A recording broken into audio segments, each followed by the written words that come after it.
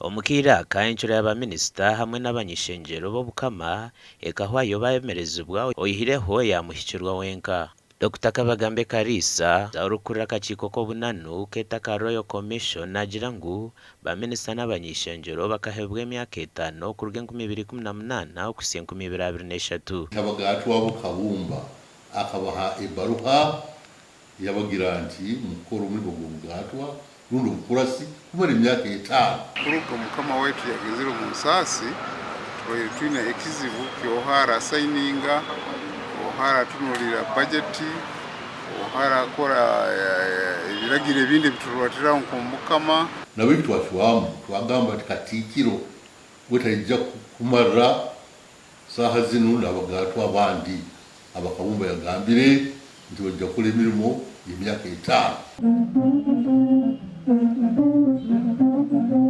Mugenyi nagamba ngu bali mu nteekateeka y'okutaha akakiiko akarije kukora n'okucwamu n'endagaano zitari zimwe na zimwe omu mwanya gw'Omukama.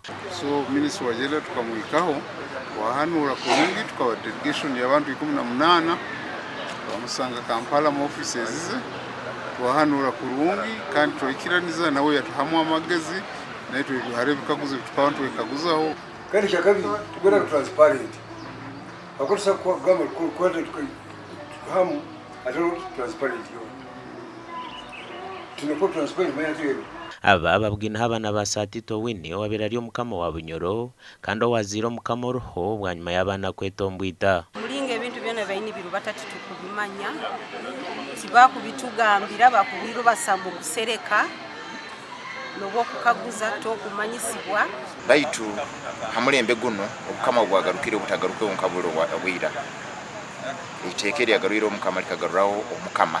Joan Gafabusa mu bana b'Omukama Satito Winnie nagira ngu batura banagirwe nyuma ekintu ekiri kubashasha. Omukama Gafabusa iguro okubanza ine myaka 55 kandi akajumura engoma 2011 bikwezi kwa mukaga omwaka gwa 1994 gasha kwambrozi nwagaba katota.